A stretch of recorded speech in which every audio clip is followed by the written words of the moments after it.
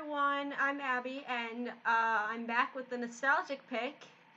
And today I'm going to be continuing with Chapter 3 of The Curious Adventures of Jimmy McGee. So let's go. Chapter 3 Lydia Little, a do-nothing doll.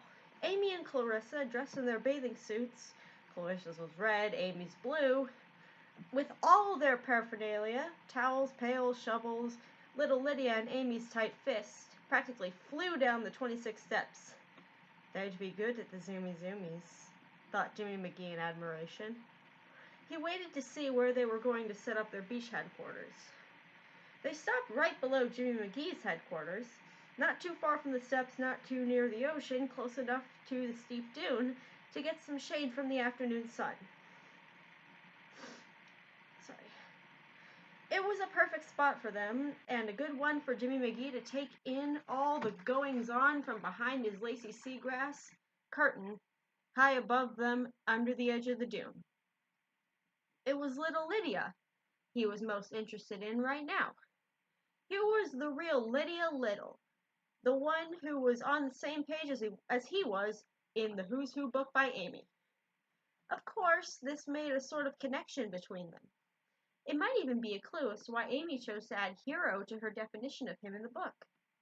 Amy said, as she spread out their towels, "This is a good place, Clarissa. Not too near the high water line and near the shade of the dune. Besides, other people will not be stepping over us on their way to and fro. Do you see any horseshoe crabs?" "I don't know," said Clarissa. "This is my very first day at the ocean, and I didn't know crabs wore horseshoes." That's funny. "Well, I don't see any," said Amy. "They're big, Clarissa, but they don't bite, Papa says.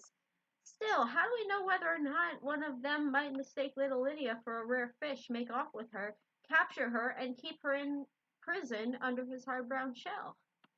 "I don't see anything of that sort," said Clarissa. "All I see is ocean, sand. Oh, how beautiful it is here!" "Yes," agreed Amy. "And now we must show little Lydia the sights." Amy picked little Lydia up. She held her high above her head. "Breathe," she said. But little Lydia was a do-nothing doll, so naturally she didn't breathe, or blink, or say, "My goodness!" But her face had a pretty smile painted on it, and her eyes were as blue as the sea and sky, so you would think they could see.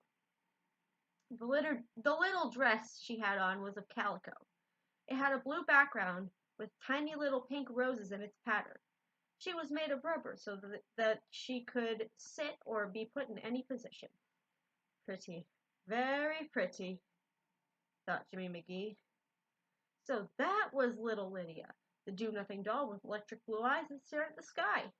"We're going to make a castle for you," Amy told little Lydia. "A sand castle, more than just that. You'll see." She carefully laid little Lydia down on the tiny blue shawl she had crocheted for her, and she and Clarissa started on their construction. Jimmy McGee watched them bring pails of water and put the sand down firmly. About to leave to do his work, he took one last look at little Lydia. A slight breeze had changed her position so she was lying a little more on her side. Instead of staring at the sky, her electric blue eyes were now riveted directly on him. Jimmy McGee rubbed his own eyes. "Am I seeing things?" It was as though little Lydia could see through his grassy curtains and watch him. "Nonsense," he told himself. "A do-nothing doll is a do-nothing doll. She can't see with those electric blue eyes of hers. Not me, or anything else. But bye," she said in bebop code language. This was his own language that he had developed during his miles and miles of zoomy traveling over electric telephone wires, train tracks, trolleys, everywhere. So far as we knew, he was the only one who knew the language. But he had made a dictionary of this bebop code. It was in one of his scrolls, and he kept it in his language division. Off he went now in 660 time. And Amy and Clarissa went about their business of creating a castle with rooms in it, and a moat around it, and turrets on top as a watch-out place for visitors. Be they horseshoe crabs or whatever. Some unknown enemy. This was going to be little Lydia's headquarters. Now and then Jimmy McGee came back, curious himself, to see how things were going in the making of the castle. But he stayed only long enough to see the foundations being laid or a bedroom added. Then he would be off again. Sometimes, far away, he would hear the rumbling of thunder, and he'd head off in that direction. He always hoped that this time, during this storm, he would capture the tiny tip end of a lightning bolt and the final rumble of a thunderbolt, pop them in his tough little strongbox, saved for this very purpose. What a way to round out his already amazing collection of nuts and bolts that would be. At first, he had called his empty little box the Magic Bolt Box. Then he thought he might change the name to the Thunder and Lightning Bolt Box, or even to the Bolt Out of the Blue Box. He'd see what fitted in best when he caught those precious bolts and how he used them.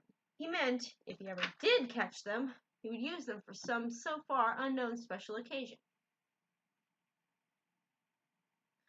Until then, he would always carry them in their safety box inside his stovepipe hat. But he missed out on that storm. It petered out before he could even get there in his fast zoomy time. Now back at the beach, he saw that Amy and Clarissa were having a more successful time of it. They were creating a miraculous castle. Patting down the sand here, shaping it there, they formed rooms, a big hall, a banquet room, and a bedroom. They had propped little Lydia up now against a fragile wisp of seagrass, fluttering slightly in the gentle summer breeze, where she could watch what was going on solely for her, the creation of little Lydia's castle. There's a picture right here. There's Amy and Clarissa building the sandcastle, and there's little Lydia right here. Sandcastle with a moat and a drawbridge, all for little Lydia, a do-nothing doll, but a princess now with a castle all her own. By the end of the day, Amy and Clarissa were pretty tired. They laid little Lydia on the couch they had patted down for her in the big bedroom. Should we leave her here all night and let her listen to the swishing sound of the waves rolling in time, rolling out of time? Amy wondered. And hear the peepers up and down Cape Cod as though they were singing a concert? A lullaby concert, added Clarissa. A lullaby for little Lydia. Stargazing, said Amy. Soon the sun would set. Little Lydia would be lying there, gazing and gazing at the sky, blue eyes wide open all the time. Amy said, You know, Clarissa, there is no roof to this palace. Little Lydia might get lonely, and there is no prince, no one to guard her. I think we should take her into the Busy Bee in the nighttime. Clarissa agreed. Yes, much safer inside. Out here with maybe a big bad monster, not a prince in white armor, might capture her. Said Amy. Each night we'll bring her in. Each morning we'll bring her back out.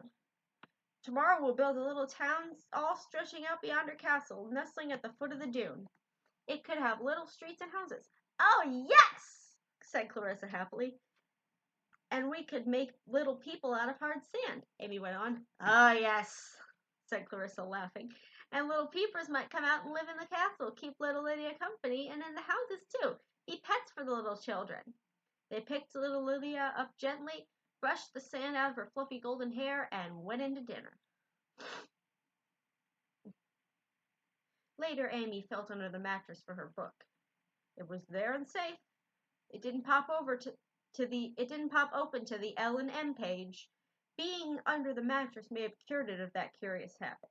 She put it on her pillow with little Lydia on top of it, where she was, so both were safe and sound. Then, because it was such a star-studded night, Papa suggested that they should go out and look at the sky. Papa knew a great deal about the heavens and pointed out the constellations. Now they all knew how to locate the North Star and Cassiopeia's chair and a great deal besides. They then began to look for and count the shooting stars. Sorry. There goes one, exclaimed Amy. Oh, I missed that one, said Clarissa. Oh, but there goes another one. Sometimes one of them saw a star streak across the sky, sometimes someone else did. It was a game. They began to keep track. There's one, said Amy. Oh, I missed it, said Mama. By the time I forgot Mama's accent. I'm just gonna go with a southern one. Oh, I miss it, said Mama. By the time they went in, it was practically a tie. Amy and Clarissa had seen 4, Papa 3, Mama not sure thought only 2. It's my eyes, said Mama. Then it was time for bed. Amy tied the little hand-crocheted blue shawl she had made for little Lydia from one iron post to the next at the foot of the bed. Amy's Who's Who book was to be little Lydia's mattress. But what do you know? The minute Amy laid it in the handbook, it sprang open, as it always used to the L and M page. Amy closed it firmly, put an elastic band around it, and laid little Lydia on top of it. That will straighten you out, book, she said. When Wags came in, he always checked on everybody. He poked the little hammock gently with his big paw and set it gently rocking. Amy and Clarissa got into the bed they shared. The evenings were cool here in Truro. They snuggled under the warm, puffy comforter Mama put over them, and when she kissed them goodnight. Go to sleep now, you two, she said. Tomorrow is another day. I am a really bad southern accent. Then she tiptoed out of the room as though they were already asleep. They talked a little in very soft voice, so Mama would think they were really asleep. Clarissa whispered, What do you think the piper Jimmy McGee is doing now? I mean, the pipe man, the plumber, the bang-around pipes man. Shh, whispered Amy. I'm thinking. Tomorrow is another day, finished Clarissa. Both fell asleep to the exultant song of the peepers, rising louder and louder, an accompaniment to the lovely sound of the great waves of the ocean rolling in, breaking, and then rolling back. As for Jimmy McGee, what was he doing? He, too, had been watching the shooting stars. But mainly he was musing about an idea he had, a nice one, that had to do with little Lydia's sandcastle. This idea was more in his line of work, plumbing mainly, than aiming to somehow become a hero. He put the smallest tools he owned in his stovepipe hat. In the moonlight, he zoomy down and stood beside the sandcastle of little Lydia. He had in mind to add his own touch to the pretty castle in the sand. How? What? Well, he hadn't decided yet. Maybe a drawbridge that would go up, go down? I don't get it. In the end, he did nothing. After all, this castle was the creation of Amy and Clarissa. He could admire it, but he could not put the Jimmy McGee touch on it. But wait. In his found things, he remembered he had picked up a fragile, tiny piece of a child's silver chain.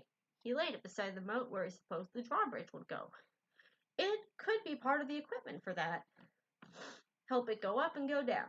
Maybe Amy and Clarissa could think of that and use it that way, or use it any way they wanted.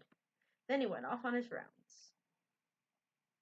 In the morning, Amy and Clarissa did see the little piece of chain. Instead of using it for the drawbridge, they looped it around little Lydia's neck. Now the princess has some jewels, said Amy. All up and down the beach, other children were now building sandcastles, a long row of castles and palaces. Amy and Clarissa were busy creating their little princess's town, her townspeople, a pavilion for a concert. Wags was always beside them, having scraped the hot sand off top until he reached cool, damp sand below, on which he would lie and then watch Amy and Clarissa or doze. Mama and Papa were talking and chatting and laughing with old friends a little ways away. Much laughter everywhere, and so one day slipped into the next, and many days went gently by. Little Lydia, reigning princess over a vast domain, seemed oblivious to all this. But somehow, no matter how Amy had placed her, no matter how hard the wind was blowing, her position always seemed to change so that her electric blue eyes became riveted on top of the dune where Jimmy McGee had his headquarters. Could they penetrate through his lacy curtains? Jimmy McGee made note of this and vaguely wondered. But he had other matters still to ponder. One, of course, was why Hero? And the other was where, how, and when he could capture the tiny tip end of a lightning bolt, and the rolling last sound of a thunderbolt. Those were his hard nuts to crack. At the top of the dune, by the light of the moon, Jim, little McGee, may be writing a tune like a strange ancient rune